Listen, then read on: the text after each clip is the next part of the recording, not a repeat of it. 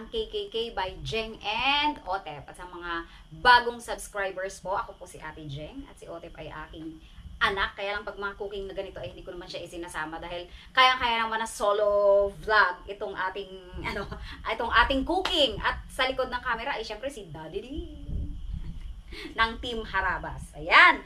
Ang gagawin natin ngayon ay isang sweet dessert. Sweet na dessert pa. Isang dessert na pangkaraniwan ngayon dahil uso ngayon guys ang anihan ng kamote. Ayan. Ang gagawin natin ay Kamote Delight. Okay. Ang ating mga ingredients, syempre, ang ating kamote, 1 kilo't kalahati itong aking nabiling kamote para naman hindi masyadong konti. Hindi masyadong konti. Kala mo naman kakain talaga ako. Tapos, nilaga ko na siya. Tapos, binalatan na rin kasi medyo matagal din yung proseso ng pagbabalat ng kamote. Meron tayo ditong condensed milk, 1 lata lang, saka 1 all-purpose cream. Tapos, meron tayo ditong vanilla na flavoring, saka meron ako ditong green na food color para naman maganda-gandang kulay. Kasi kung tingnan nyo naman yung kamote natin, hindi naman siya yellow-yellow, hindi rin siya green na green. Alanganin yung kulay. Tapos, meron tayo ditong cheese. Siyempre, simulan na natin ang ating pagluluto. Una ay, i-mash natin. I-mash talaga. Yan. Tumatalon pa yung mga kamote natin. Yung pang-mash ng ating potato. Ang ating gagamitin. Ayan. O, diba? Madali. Yes. Ganyan lang. I-mash lang natin bago iluto ulit. Para gawing Kamote Delight. So, yan. Yan. Itong ating mga ingredients na gatas at saka ang cream, kung sakaling magkukulang naman dito sa ating kamote, ay meron naman ako mga extra pa dyan. Kung sakali. Kasi medyo, tansya-tansya ko lang tong ating ingredients. Ganun talaga pag nagluluto, kailangan tansya-tansya muna sa una. Saka natin malalaman kapag, niluto na talaga natin. Yan. Tapusin ko lang ito. Ang ating pagmamash. Yan. Namash na natin. Pero lagyan natin ng vanilla at saka food coloring. Yan. Lagyan natin ng vanilla flavor. Mga 2 tablespoon. Yan. Tapos yung ating food color. Pero kukuha muna ako ng supot, ng plastic sa kamay para mamash ko siya ng ganon. Ayan. Mas maganda kasing maimamash natin ng kamay. Lalo na yung may food coloring. Wow, nice color. Iyan muna natin. Mash muna natin. Para naman medyo iba naman yung kulay ng ating delight. Kamote delights.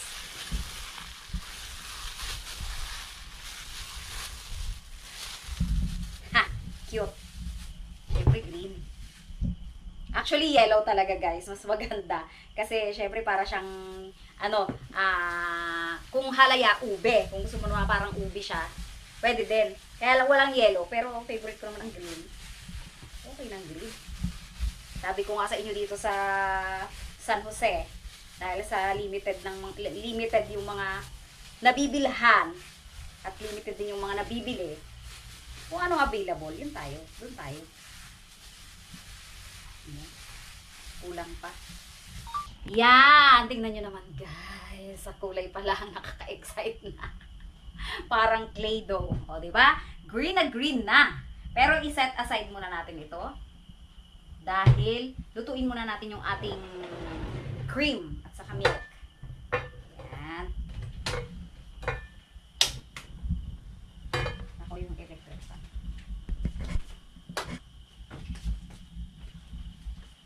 Mahina lang ang ating apoy dahil ayaw naman natin masunog ang ating milk.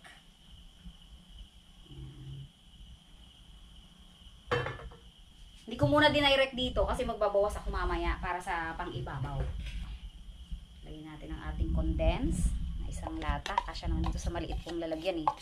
Maliit na kawali. Ayan.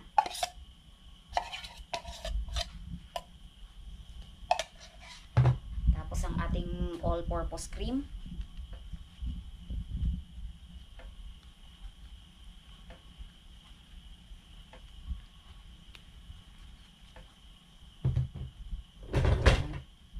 Haluin lang natin at pakuluin.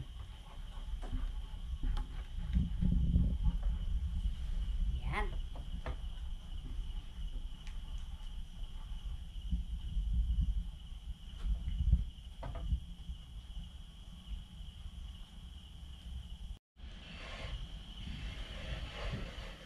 Ayan, kumulo ng ating milk mixture. Tapos medyo malapot na rin siya. Tayin muna natin. Tapos iset aside muna. Kasi isasalang natin yung isa kong kawali. Ayan, wait lang. Meron pang natirang konti na walang kulay. O, magkukulay na rin yan mamaya. Yan, dito natin ilagay. Yan. Tapos mahina lang yung ating apoy. Kasi iluto naman na ito. Yan. Saka hindi yung ganitong mga wok. Hindi siya pwedeng malakas po ang apoy. Mainit naman ang ilalim niyan. Para hindi agad masira ang ating kawali. Yan. Unti-untiin lang natin ang paglagay.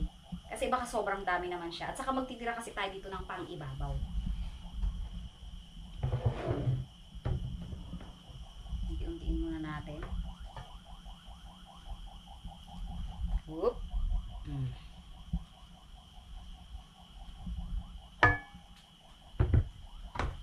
Saka natin hahaluin na parang halayang green. Wow! O diba? Thank you so much po pala sa nag-donate ng ating wok. Wow.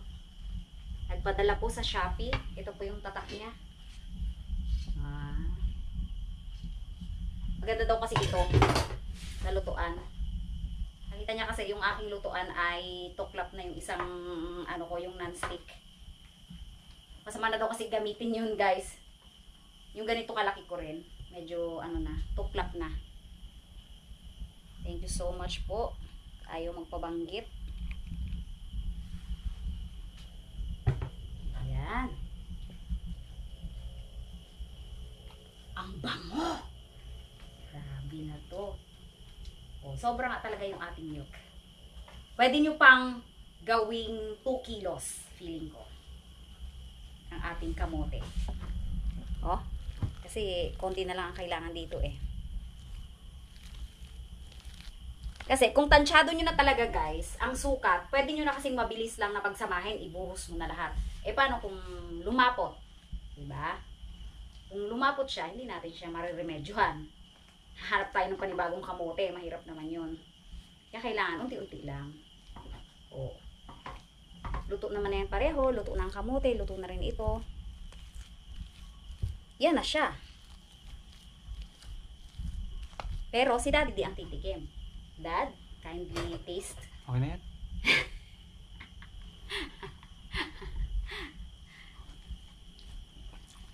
Dagdagan pa natin ng konti. Dagdagan pa natin ng konti. Kasi ano yan eh, mataas ang tamis din yan eh. Baka naman talaga matabang pa. Hindi pa naman malabnaw. Yan. Sakto pala yan pang 2 kilo guys. Yung ating ano na yan. Pero lalagyan pa kasi natin to sa ibabaw. Papalaputin ko pa yan ng konti. Para pang ibabaw. Yeah. Papalaputin ko pa yan mamaya. Pero ito, napakabango as in. Amoy halaya. Di ba Dad? Kaya lang, hindi siya amoy ube, amoy kamote. Pero, amoy halaya talaga. Pero hindi to violet. Green to, of course. My favorite color. Sobrang delighted ang mga mata ko. Kaya talagang kamote delights to. Yan. Tapos pinong-pino na rin yung ating kamote. Maganda kasi yung pang mash ng potato na yon.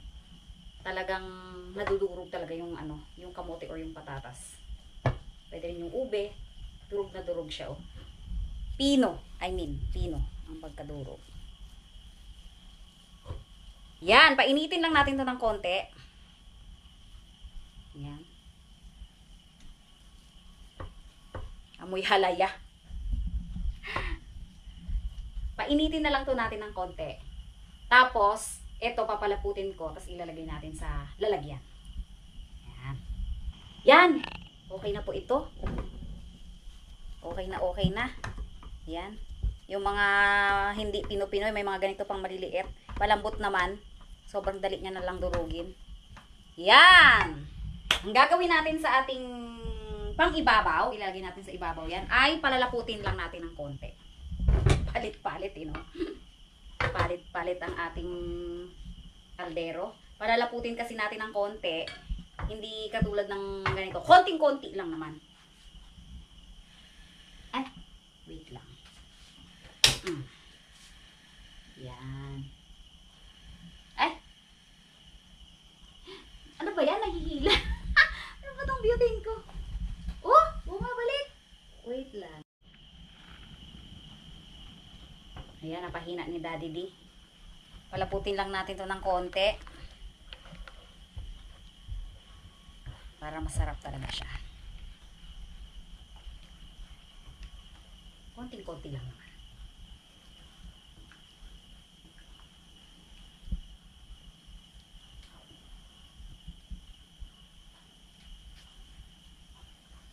Parang yema. O diba? Parang lalagyan natin ng yema sa ibabaw. Kasi ang yema naman ay condense lang. Pero huwag po kayo mag-alala, hindi ako kakain talaga na to. Strict talaga ang diet ko ngayon. This is for my my OTEP and Daddy D. Hindi talaga ako kumakain ngayon ng mga sugary food. Ginawan ko lang sila. Nilutuan ko lang. Pero regular din ang checking ko ng sugar ni OTEP sa kanila Daddy D. And thanks God, hindi naman sumusobra. Yan, okay na to. Ayan, malapot na. Isasalin ko lang sa llanera. Hindi pala llanera. Itong puti. Pero parang isa lang. No? Kasi medyo malaki rin siya. Kala ko makakadalawang lalagyan. Pero isa lang. Okay na. Carry na yan. Yan. Isalin natin sa ating lalagyan. Napakaganda ng kulay. O diba? Saan ka pa? Kulay pa lang, nakakagutom na. Kulay pa lang, tonggots na tayo. Sana all pwedeng kumain. Gagawa-gawa, tapos inggitin ng sarili.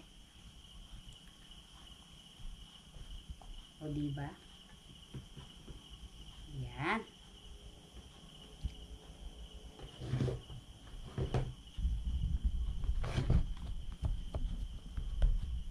I-flat natin. Sakto lang sa isa. Isang lalagyan lang siya. Meron pa akong isang lalagyan sana. Pero sure na to. Okay na to. Wala talagang dumikit sa aking kawali.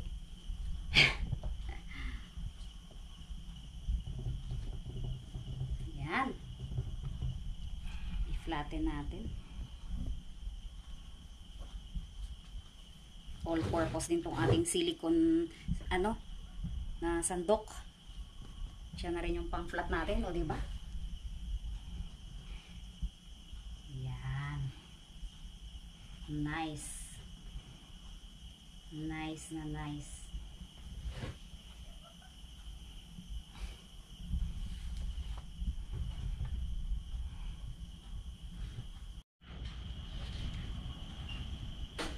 Yan. Isang lang talaga, isang lalagyan lang. Dahil flat na, lagyan na natin ng pang-ibabaw. Para tong yema cake. Kalat natin.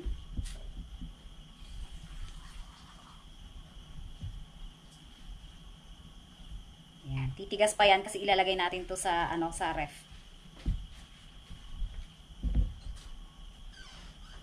Ilagay na natin.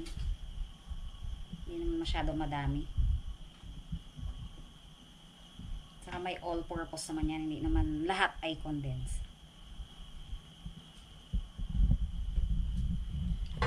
Yan! Grabe na to! Last! Huli na! Siyempre, lagyan natin ang bongacious na cheese. Dahil si Otep ay mahilig sa cheese, damihan natin. Wow, sana all talaga makakakain. Yan!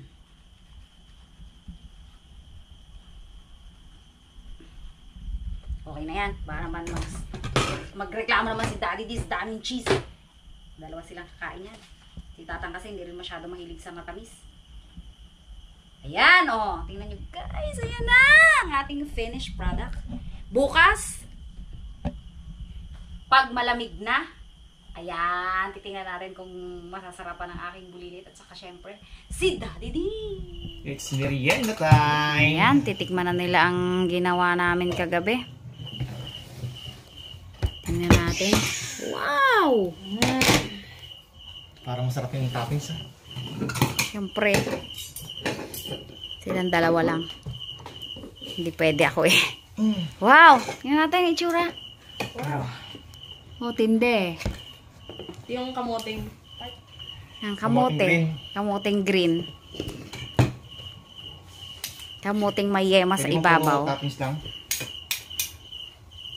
Lasa. Sarap! Sarap. Walang stir yan ah. Parang halaya. Parang halaya. Tapos yung ibabaw, parang yema. Oh, talagang pinag-yema yan eh. Yung ibabaw.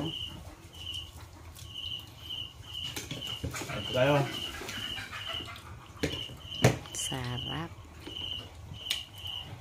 Maganda na kinis yung toppings yung sa menu mo. Bukas ko papatikimin si Tatang.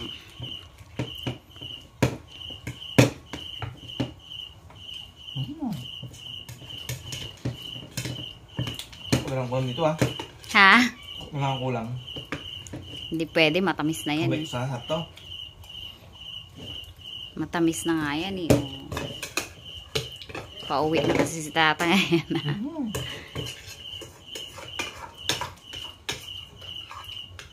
Ito pa. Ano, approve? Approve. Approve. Okay.